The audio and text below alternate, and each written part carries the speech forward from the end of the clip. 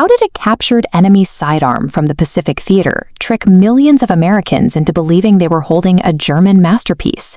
This became the best-selling .22 caliber pistol in United States history. It was the gun sitting under the Christmas tree, the plinker on the back fence, and the exact tool that taught 3 generations of Americans how to shoot.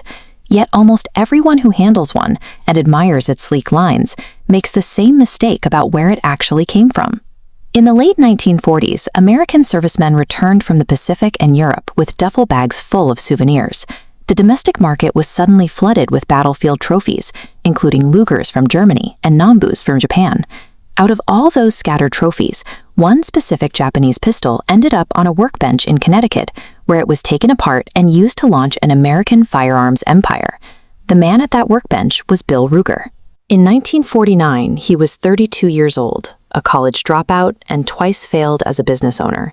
His machine gun designs had been rejected by the Army, and his first manufacturing company had already collapsed. With a family to support, he needed a hit.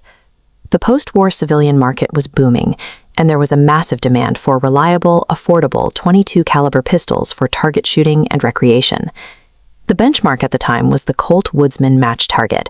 It was highly respected, but it cost around $60, a price that put it beyond the reach of the average shooter. Ruger saw an opening. When he examined the mechanism of the captured Nambu he'd acquired, he realized its unique action was the answer to building a highly accurate pistol on a tight budget. He also knew he couldn't market a weapon based on a defeated enemy's military design to veterans just 4 years after the war. The Japanese origins had to be completely hidden. To understand how he pulled it off, you have to look at what's actually moving inside the steel and the artistic disguise that fooled the entire country. To see how the Ruger actually works, you have to look past the casing. Its internal mechanism is lifted straight off that Japanese Nambu. Most semi-automatic pistols use a heavy slide on top.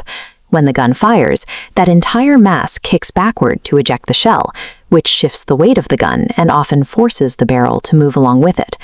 Ruger used the Nambu's architecture instead. He utilized a solid tubular receiver with a small, lightweight internal bolt. When the gun fires, that bolt cycles back and forth entirely inside the steel tube. This creates a major mechanical advantage. Because there is no external slide, the barrel can be pinned permanently to the receiver tube. It never moves or tilts during the firing cycle. That stationary barrel provided a level of precision that allowed a cheap, stamped .22 to outshoot luxury target models costing twice as much. While Ruger handled the mechanics, his partner, Alexander Sturm, brought the artist's eye. Sturm was a 26-year-old Yale graduate who understood that the gun's appearance was just as important as its accuracy. Sturm designed the disguise. He realized that by mimicking the distinctive rake of the grip and the slim silhouette of the German Luger, they could dress up a Japanese mechanism in the shape of the most coveted war trophy in America. Beneath that aesthetic, Ruger optimized the manufacturing.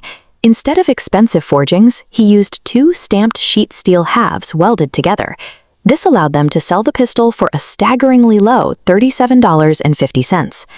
The combination of German looks, Japanese accuracy, and American pricing turned the pistol into an immediate commercial success. But just as the company took off, Alexander Sturm died suddenly at only 28 years old. Ruger made one lasting change to the pistol that had nothing to do with its wartime lineage. He changed the company's Red Eagle emblem to black as a tribute to his lost partner.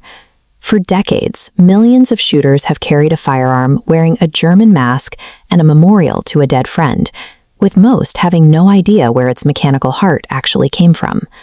But there is a final part of a Ruger story that isn't found in the machinery. It's the controversial legacy Bill Ruger left behind. In 1989, Ruger sent a letter to members of Congress. In it, he actively advocated for a federal ban on magazines holding more than 15 rounds. He doubled down on national television in 1992, telling NBC's Tom Brokaw that no honest man needs more than 10 rounds in any gun. The American gun community was furious. The customers who had built his empire felt betrayed, watching the man who had popularized civilian shooting now provide political ammunition to those trying to restrict it. This political pivot fractured Ruger's reputation. leaving him as both the architect of the modern American .22 and one of its most criticized figures.